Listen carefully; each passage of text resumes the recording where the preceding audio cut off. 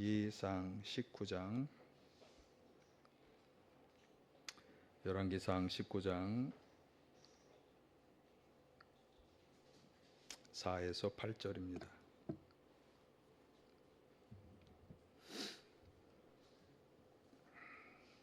우리 한 목소리로 함께 기도하겠습니다. 자신은 홀로 광야로 들어가서 하루길을 더 걸어 어떤 로뎀나무 아래로 가서 거기에 앉아서 죽기를 간청하며 기도하였다. 주님, 이제는 더 바랄 것이 없습니다. 나의 목숨을 거두어 주십시오. 나는 내 조상보다 조금도 나을 것이 없습니다. 그런 다음에 그는 로뎀나무 아래에 누워서 잠이 들었는데 그때 한 천사가 일어나서 먹으라고 하면서 그를 깨웠다. 엘리야가 깨어보니 그의 머리맡에는 뜨겁게 달군 돌에다가 구워낸 과자와 물 한 병이 놓여 있었다. 그는 먹고 마신 뒤에 잠이 들었다. 주님의 천사가 두 번째 와서 그를 깨우면서 말하였다. 일어나 먹어라. 갈 길이 아직도 많이 남았다. 엘리야는 일어나서 먹고 마셨다. 그 음식을 먹고 힘을 얻어서 밤낮 40일 동안을 걸어서 하나님의 산인 호렙산에 도착하였다. 아멘. 세번역 성서로 읽어드렸습니다. 오늘 본문 말씀은 어떻게 보면 우리 그리스도인들에게 아주 유명하고 잘 알려져 있는 그런 이야기 가운데 하나입니다. 본문에서 두려움 속에 빠져서 도망하여서 정말 죽여달라고 외치는 한 분의 모습을 우리가 발견할 수 있는데, 오늘 열왕기상 본문 19장 4절 하반절이 바로 그것을 잘 말해 줍니다. 주님, 나의 목숨을 거두어 주십시오. 사실 이 기도를 한 분은 다른 분이 아니라 엘리야 선지자입니다. 앞 19장에 보면 그는 위대한 승리의 주역이었습니다. 하나님의 선지자로서 이방신을 섬기는 바알과 아세라를 섬기던 예언자 850명과의 대결에서 승리한 직후에 그가 이런 기도를 드릴 수 있었을까? 상상할 수 없는 일이 벌어진 것입니다. 그렇게 위대한 승리의 감격이 채 사라지기도 전에 왕비 이세벨의 위협 앞에서 두려워 떨며 도망하여서 바로 이 기도를 드리고 있는 것이죠. 1, 2절의 그 정황을 말해주는데 제가 봉독하겠습니다. 아합은 엘리야가 한 모든 일과 그가 칼로 모든 예언자들을 죽인 일을 낱낱이 이세벨에게 알려주었다. 그러자 이세벨은 엘리야에게 심부름꾼을 보내어 말하였다. 내가 예언자들을 죽였으니 나도 너를 죽이겠다. 내가 내일 이맘때까지 너를 죽이지 못하면 신들에게서 천벌을 달게 받겠다. 아니 그보다 더한 재앙이라도 그대로 받겠다.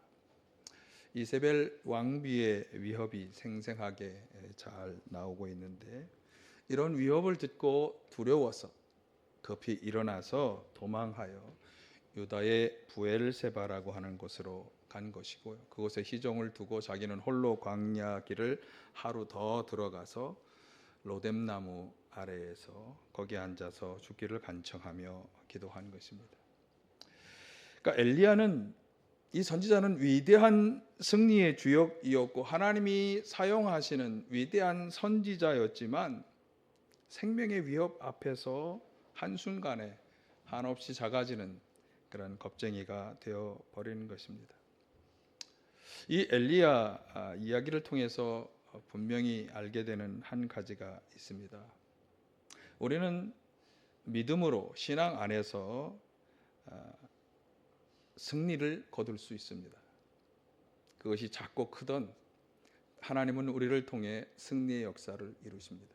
그런데 그것이 참 기쁘고 감사한 일이지만 그것이 그것으로 끝나는 것은 아니다라고 하는 사실이에요. 사실 냉정하게 생각해 보면 그리스도 안에서 우리가 거두는 승리들은 사실 우리의 것이라기보다는 하나님의 것입니다. 하나님이 함께 하시며 승리하게 해 주시는 것이에요. 그러니까 우리는 하나님의 승리의 역사에 참여한 것입니다. 내가 한 것이 아니에요. 그러니까 우리가 흔히 생각하는 문제들이 바로 여기서 발생하죠. 그래서 지금 이 엘리야 선지자와 같은 문제가 발생하는지도 모르겠습니다. 그러니까 그 승리가 마치 내 것인 양 계속해서 누리고 살 수는 없다. 왜? 그 승리는 하나님의 것이기 때문에. 우리는 반면에 하나님과 비교해 본다면 너무나 연약한 인간이고, 우리가 살아가는 세상은 너무나 죄악된 세상이기 때문에, 그러니까 물론 우리는 믿음으로 주님이 우리에게 보장해 주시는 영원한 생명을 보장받은 사람임에는 틀림이 없어요. 그러나 그것은 우리가 하나님 나라에 가서 누리게 되는 것이죠. 또 우리가 지금 이 세상에서 어떤 신앙 자세를 가지고 살아갈 것이냐에 따라 달라질 수도 있는 것이에요. 아까 우리가 그 터치라고 하는 그 찬양에서 혈루증을 앓는 여인의 이야기, 영상과 찬양을 보았습니다만, 사실 그 주변에 둘러섰던 많은 사람들이 다 그 여인과 같은 경험을 한 것이 아니에요. 그 중에서 그 여인만이 가지고 있었던 믿음으로 승리의 역사를 누린 것이에요.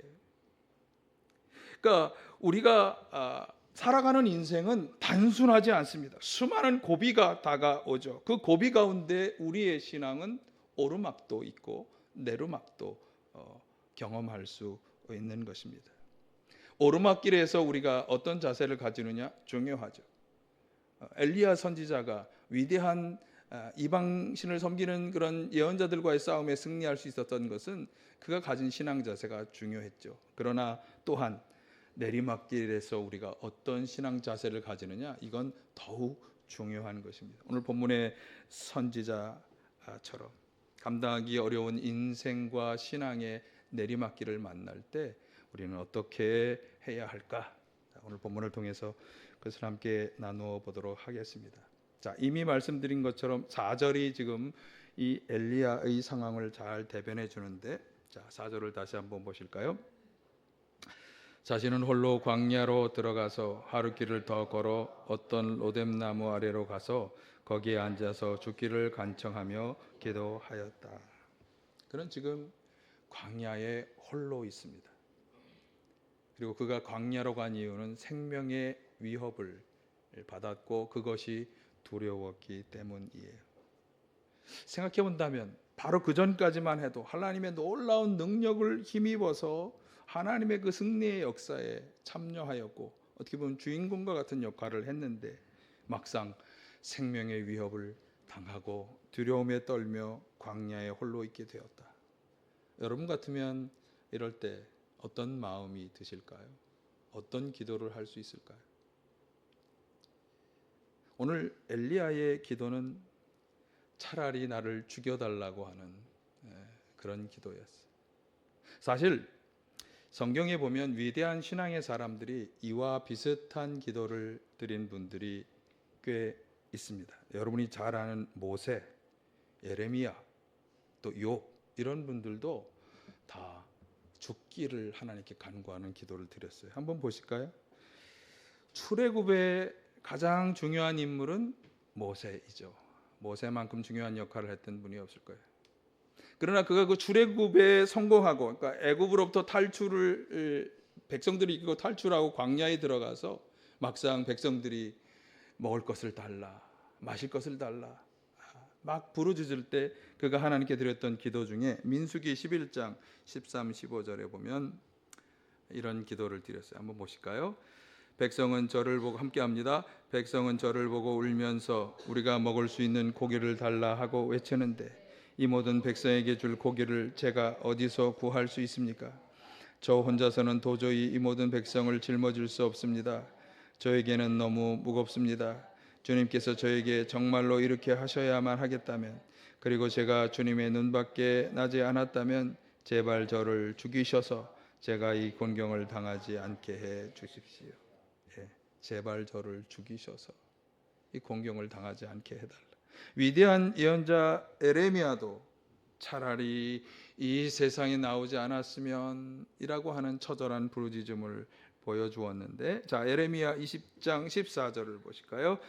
내가 태어난 날이 저주를 받았어야 했는데 어머니가 나를 낳은 날이 복된 날이 되지 말았어야 했는데, 태어나지 않는 게 더 좋을 뻔했다.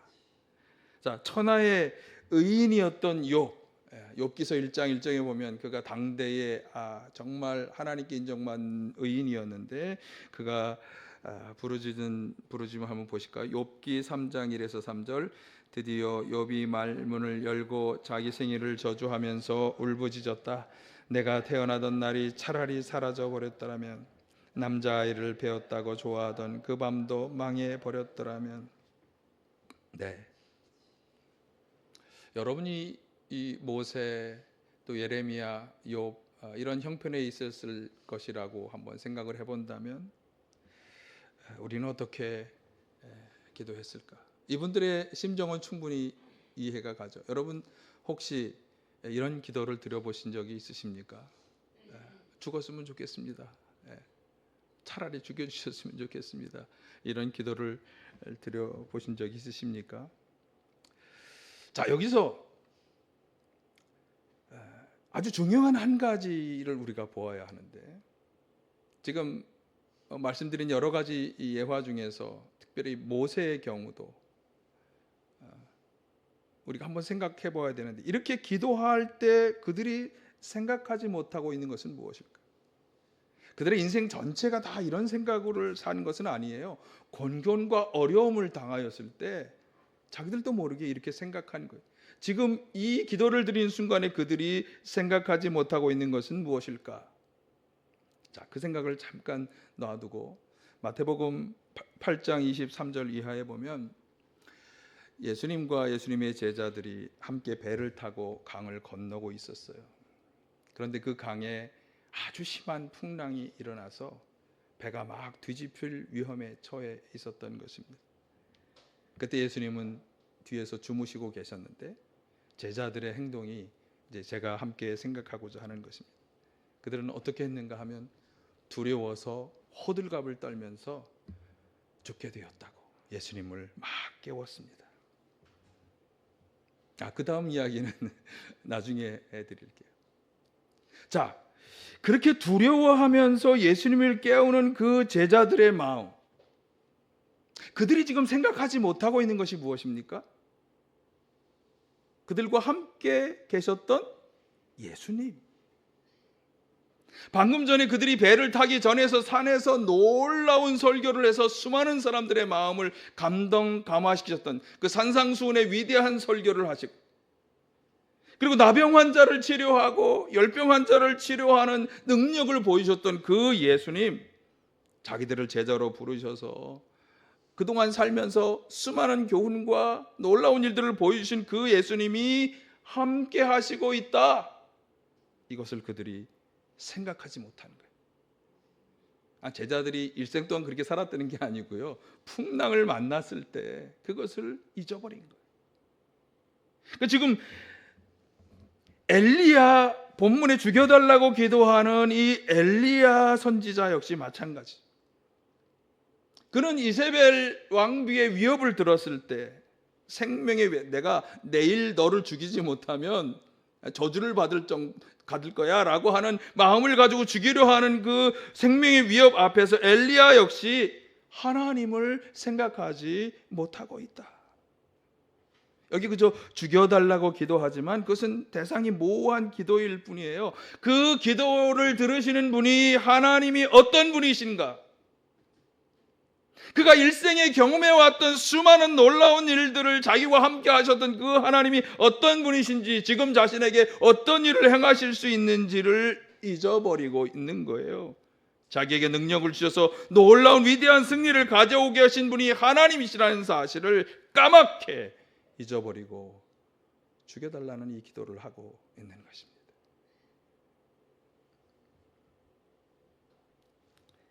하지만 그는 정말 광야에 혼자 있습니까? 그렇지 않죠. 하나님께서는 그를 지켜보시고 있었어요. 자, 5, 6절, 오늘 본문의 5, 6절을 한번 다시 보실까요? 시작. 그런 다음에 그는 로뎀나무 아래에 누워서 잠이 들었는데 그때 한 천사가 일어나서 먹으라고 하면서 그를 깨웠다. 엘리야가 깨어보니 뜨겁게 달군 돌에다가 구워낸 과자와 물 한 병이 놓여 있었다. 그는 먹고 마신 뒤에 다시 잠이 들었다. 하나님께서는 그를 혼자 내버려 두신 것이 아니라 함께 하시며 그를 돌보아 주고 계신 것이죠. 천사를 통해서. 문제는 엘리야가 너무 지치고 고달파서 그 위협 앞에 두려움에 떨면서 막 도망쳐 왔으니까 얼마나 지쳐 있고 고달팠겠어요. 하나님을 잊어버리고 자기 혼자 이 짐을 지고 있는 것으로 착각하고 있었다라고 하는 사실입니다.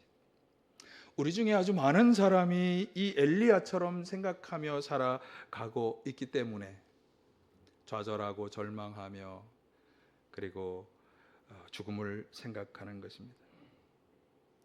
그러나 하나님은 당신의 백성을 내버려 두시는 분이 아니시죠. 고아처럼 버려두지 않겠다고 말씀하신 분이시잖아요. 어떤 경우에라도 함께 하시며 도와주시고 이끌어 주시는 분이시죠. 이 믿음을 가져야 할 줄로 믿습니다. 우리가 한 2달 전에 시편 130편의 그 성전 순례자의 노래를 살펴본 적이 있는데요. 오늘 이번 주 8월 11일 렉저놀이에 참고 성경 구절 중에 하나도 또 시편 130편이 올라왔어요. 여기 130편 1절에 보시면 자신이 깊은 물속에 있다 이렇게 노래합니다. 이것은 죽음에 완전히 자신이 삼켜져서 어떻게 할 수 없다고 하는 절망감을 표현하는 말씀이에요. 그러나 그는 절망 속에 빠져 있지 않았어요. 거기 5절 6절에 그의 기도가 나오는데 한번 보실까요? 같이. 내가 주님을 기다린다. 내 영혼이 주님을 기다리며 내가 주님의 말씀만을 바란다. 내 영혼이 주님을 기다림이 파수꾼이 아침을 기다림보다 더 간절하다. 진실로 파수꾼이 아침을 기다림보다 더 간절하다. 깊은 죽음에 삼켜진 것과 같은 깊은 절망감 속에서도 이 시편 기자는 하나님을 바라보았어요. 그리고 그 하나님을 기다린다. 파수꾼이 간절히 아침이 오기를 기다리며 인내했던 것처럼 그것보다 더 간절히 주님만을 기다리고 의지한다 이렇게 노래하고 있습니다. 시편 34편에 나오는 기자의 말씀도 아주 유사한 상황인데, 자, 시편 34편 5절에서 8절 한번 보실까요? 주님을 우러러 보아라. 내 얼굴에 기쁨이 넘치고 너는 수치를 당하지 않을 것이다. 이 비천한 몸도 부르짖었더니 주님께서는 들으시고 온갖 재난에서 구원해 주셨다. 주님의 천사가 주님을 경외하는 사람을 둘러 진을 치고 그들을 건져 주신다. 너희는 주님의 신실하심을 깨달아라. 주님을 피난처로 삼는 사람은 큰 복이 있다. 네. 지금 이 시편 기자의 상황은요, 재난 속에 있는 거예요. 그리고 그는 아주 비천한 몸이 되어 있어요. 비천한 몸으로 재난을 겪고 있었는데, 그런데 주님을 기억하고 주님께 부르짖었더니 주님이 들으시고 온갖 그 재난에서 자신을 구원하여 주셨다. 그래서 그가 깨달은 것은 무엇인가? 주님을 경외하는 사람을, 주님을 피난처로 삼는 사람을 주님께서는 건져주시고 구원해 주신다. 이 깨달음을 노래하는 거예요. 그래서 5절을 다시 한번 비춰주시면 주님을 우러러 보아라. 너는 기쁨이 넘치고 수치를 당하지 않을 것이다. 저는 욥이 이런 기도를 했어야 되지 않을까. 예. 재난을 당하지만 주님을 바라보고 부르짖었더니 그 주님이 들으시고 나를 구원해 주신다. 하나님을 경외하는 사람, 하나님을 피난처로 삼는 사람을 하나님은 절대로 외면하지 않으시고 건져주신다. 구원해 주신다. 기쁨을 주시고 수치를 당하지 않게 해주신다. 여러분, 이런 고백을 할 수 있는 우리 모두가 되시기를 간절히 축원합니다. 앞에서 열거했던 모세나 욥이나 예레미야 같은 분들도 그 상황에서 사실은 이 시편 기자들과 같은 믿음과 소망의 기도를 드려야 했던 것이죠.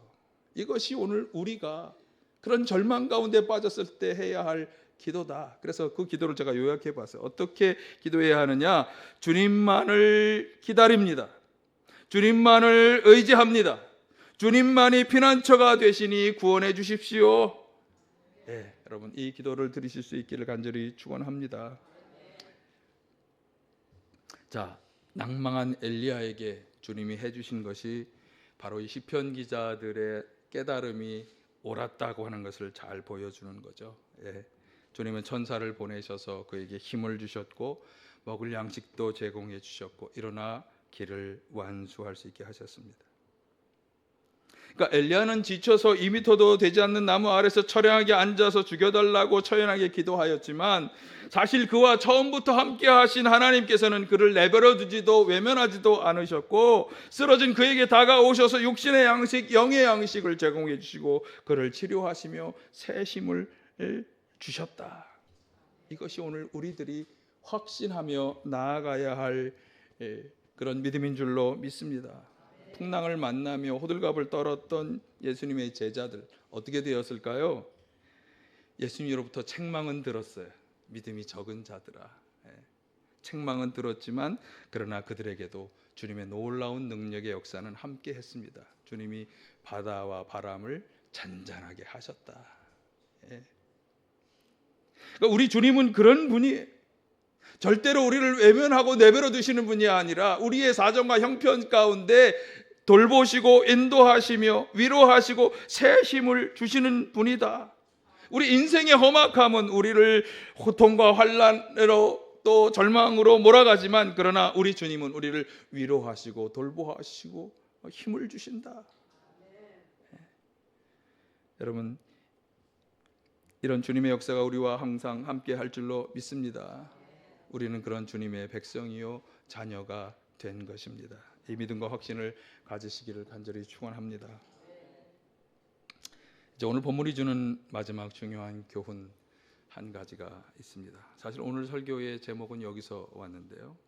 자, 그렇게 고난과 환난으로 인해 좌절과 실망, 죽음을 생각했던 엘리야가 하나님의 돌보심을 통해 새 힘을 얻은 후에 그가 어떻게 하였는가 하면 그는 호렙으로 갔습니다. 호렙.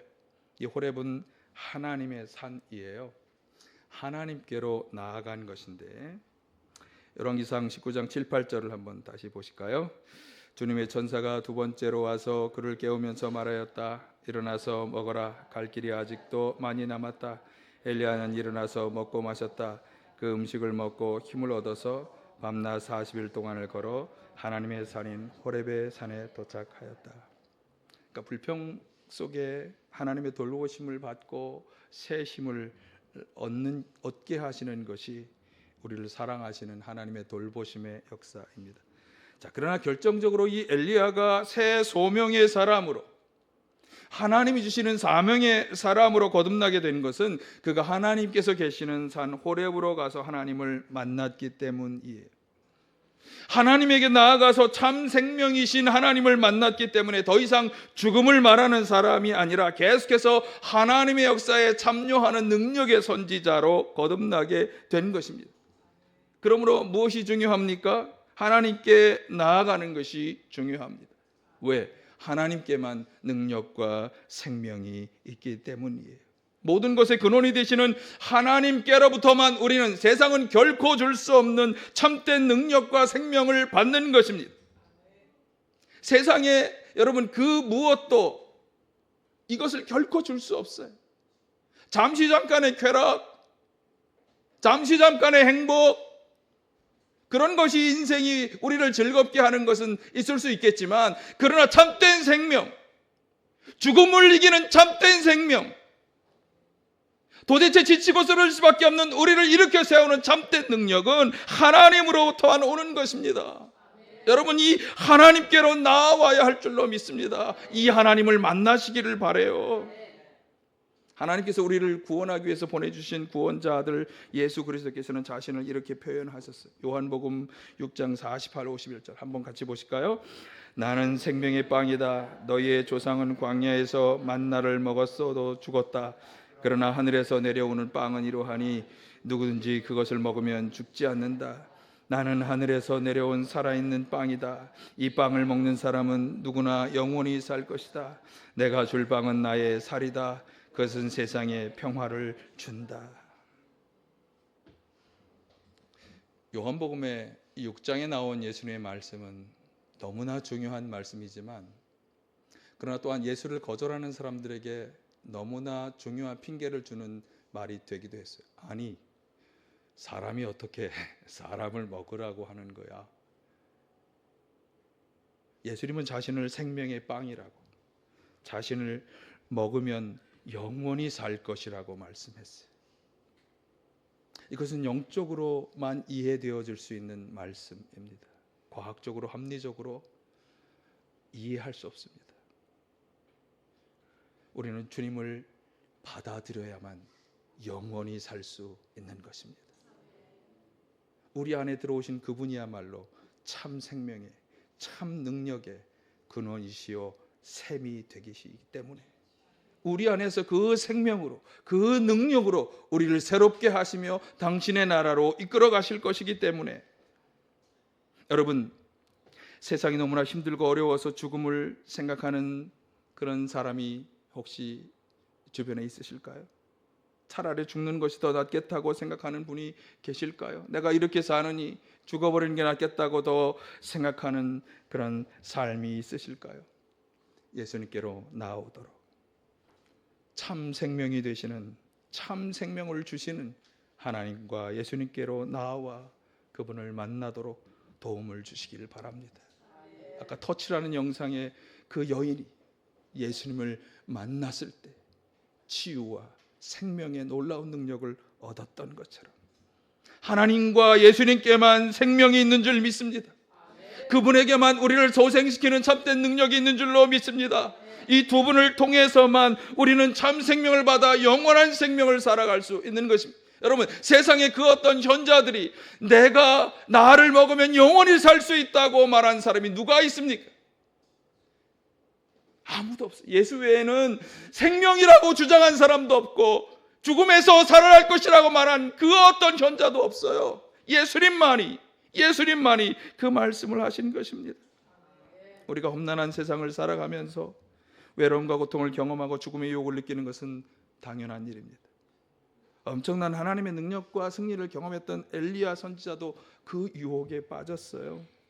그러나 하나님은 우리가 그런 유혹에 빠질 때도, 그러나 하나님을 찾고 부르짖을 때 외면하지 않고 돌보시고 인도해 주십니다. 하나님의 아들로서 우리의 구원자가 되셨던 예수께서는 생명의 빵이 되셔서 생명을 주신다고 분명히 약속하셨습니다. 우리는 이 하나님과 예수님에 대한 분명한 확신과 믿음을 가지고 나아가야 할 줄로 믿습니다. 주님께로, 하나님께로, 예수님께로 나아오십시오. 여러분, 나아온다고 하는 이 말씀은요, 단순히 장소의 이동, 그러니까 이 교회로, 이 성전으로 오는 것만을 말하는 게 아니에요. 여기 와 앉아 계시다고 해도 다른 생각을 하고 다른 것을 바라보고 있다면 나아온 것이 아니에요. 진짜 주님께로 나아온다고 하는 것은, 자, 세 가지로 설명해 놨어요. 하나님 그분만을 섬기기로 작정하는 것입니다.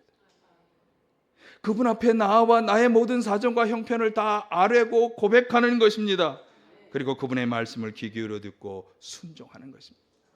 이게 하나님 앞으로 나아온다는 말씀의 의미입니다. 하나님께로 나아와 하나님을 만나시길 바랍니다. 참 생명과 능력을 주시는 그 역사를 경험하시기를 바랍니다. 오늘 준전에 나온 모든 분들이 이 귀한 만남의 역사의 주인공들이 다 되시기를 간절히 축원합니다.